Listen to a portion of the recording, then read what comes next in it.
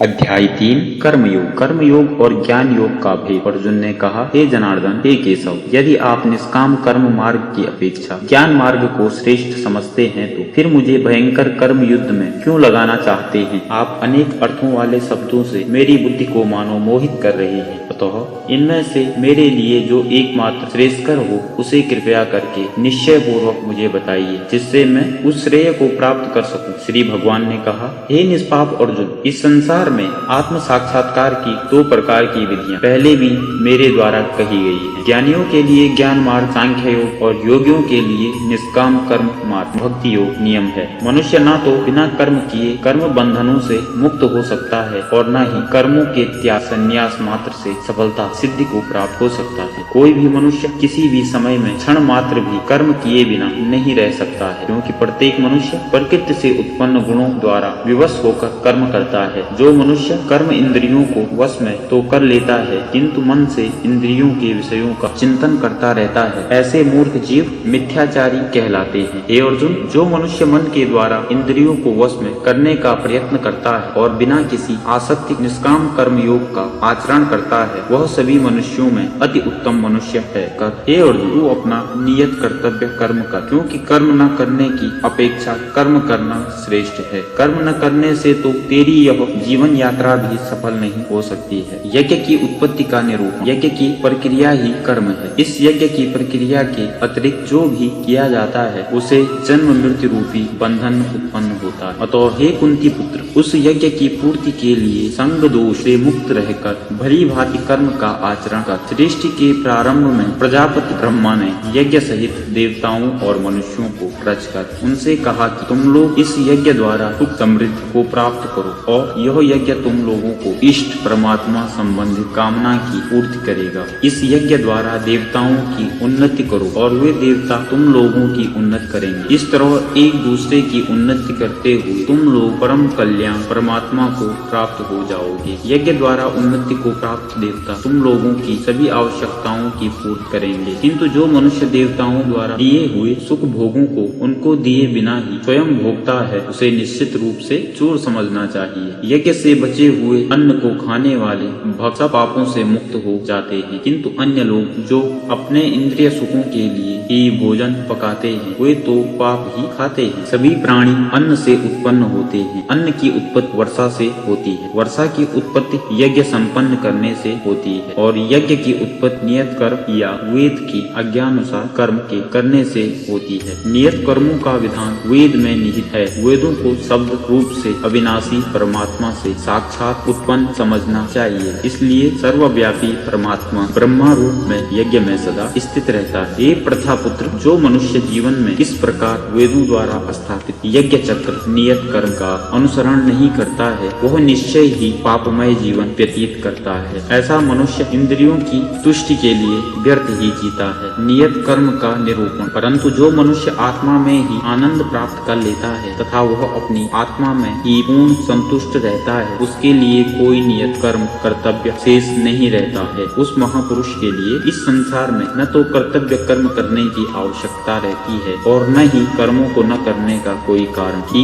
रहता है, तथा उसे समस्त प्राणियों में से किसी पर निर्भर करने की आवश्यकता नहीं रहती। अतः कर्म फल में आसक्त हुए बिना मनुष्य को अपना कर्तव्य समझकर कर्म करते रहना चाहिए, क्योंकि अनावश्यक भाव से निरंतर कर्तव्य कर्म करने से मनुष्य को एक दिन परमात्मा की प्राप्ति हो जाती है। राजा जनक जैसे अन्य मनुष्यों ने भी केवल कर्तव्य कर्म करके ही परम सिद्धि को प्राप्त किया है। अतः संसार के हित का विचार करते हुए भी तेरे लिए कर्म करना ही उचित है। महापुरुष जो जो आचरण करता है, सामान्य मनुष्य भी उसी का ही अनुसरण करते हैं। वह श्रेष्ठ पुरुष जो कुछ आदर्श प्रस्तुत कर देता है, समस्त संसार भी उसी का अनुसरण करने लगता है। हे प्रतापुत्र, तीनों लोकों में मेरे लिए कोई भी कर्तव्य शेष नहीं है, न ही किसी वस्तु का अभाव है, न ही किसी वस्तु को प्राप्त करने की इच्छा है। फिर भी मैं कर्तव्य समझकर कर्म करने में लगा रहता हूँ। हे पार्थ, यदि मैं नियत कर्मों को सावधानी पूर्वक न करूँ तो यह निश्चित है सभी मनुष्य मेरे ही मार्ग का ही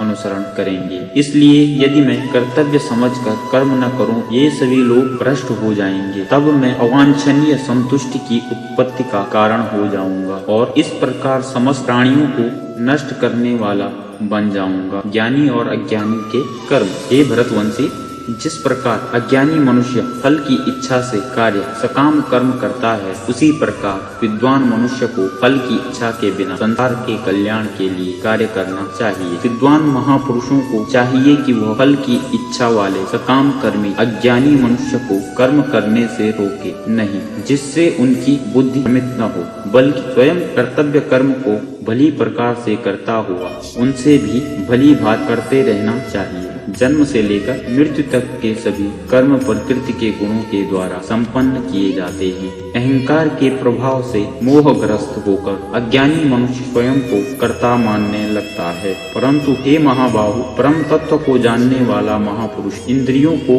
और इंद्रियों की क्रियाशीलता को प्रकृति के गुणों के द्वारा करता हुआ मानकर कभी उनमें आसक्त नहीं होता है। माया के प्रभाव से मोहग्रस्त हुए मनुष्य सांसारिक कर्मों के प्रति आसक्त होकर कर्म में लग जाते। अतः पूर्ण ज्ञानी मनुष्य को चाहिए कि वह उन मंद बुद्धि सकाम कर्मी वालों को विचलित न करे। अतः हे अर्जुन, अपने सभी प्रकार के कर्तव्य कर्मों को मुझ में समर्पित करके पूर्ण आत्मज्ञान से युक्त होकर आशा, ममता और संताप का पूर्ण रूप से त्याग करके युद्ध कर। जो मनुष्य मेरे इन आदेशों का ईर्ष्या रहित होकर श्रद्धा पूर्वक अपना कर्तव्य नियमित रूप से पालन करते हैं, वे सभी कर्म फलों के बंधन से मुक्त हो जाते हैं। परंतु जो मनुष्य ईर्ष्यावश इन आदेशों का नियमित रूप से पालन नहीं करते हैं, उन्हें सभी प्रकार के ज्ञान में पूर्ण रूप से भ्रमित और सब ओर से नष्ट भ्रष्ट हुआ ही समझना चाहिए। सभी मनुष्य प्रकृति के गुणों के अधीन होकर ही कार्य करते हैं। यद्यपि तत्वदर्शी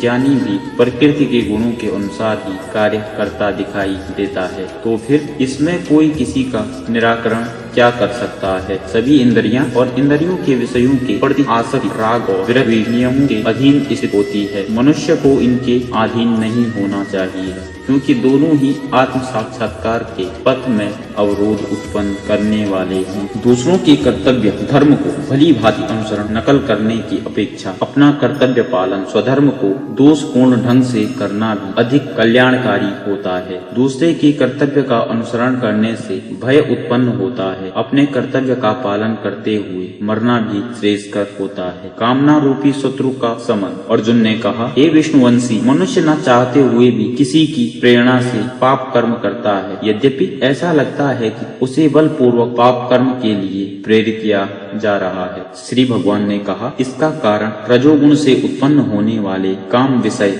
वासना और क्रोध बड़े पापी हैं। तू इन्हें ही इस संसार में अग्नि के समान कभी न तृप्त होने वाले महान शत्रु समझ। जिस प्रकार धुएं से अग्नि और धूल से दर्पण ढक जाता है तथा जिस प्रकार गर्भाशय में गर्भ ढका रहता है, उसी प्रकार कामनाओं से ज्ञान ढका रहता है। हे कुंती पुत्र, इस प्रकार शुद्ध चेतना स्वरूप जीवात्मा का ज्ञान कामना रूपी नित्य शत्रु द्वारा ढका रहता है, जो कभी भी संतुष्ट नहीं होने वाली अग्नि की तरह जलता रहता है। इंद्रियां, मन और बुद्धि कामनाओं के निवास स्थान होते हैं। इनके द्वारा कामनाएं ज्ञान को आच्छादित करके जीवात्मा को मोहग्रस्त कर देते हैं। अतः हे भरतवंशी, मैं श्रेष्ठ, तू प्रारंभ में ही इंद्रियों को वश में करके और आत्मज्ञान और आत्म साक्षात्कार से बाधा उत्पन्न करने वाले इन महान पापी कामनाओं का ही बलपूर्वक समाप्त। हे अर्जुन, इस जड़ पदार्थ शरीर की अपेक्षा इंद्रियां श्रेष्ठ हैं। इंद्रियों की अपेक्षा मन श्रेष्ठ है, मन की अपेक्षा बुद्धि श्रेष्ठ है, और जो बुद्धि से भी श्रेष्ठ है तो वही सर्वश्रेष्ठ शुद्ध स्वरूप आत्मा है। इस प्रकार हे महाबाहु अर्जुन, स्वयं को मन और बुद्धि से श्रेष्ठ आत्मा रूप समझकर बुद्धि के द्वारा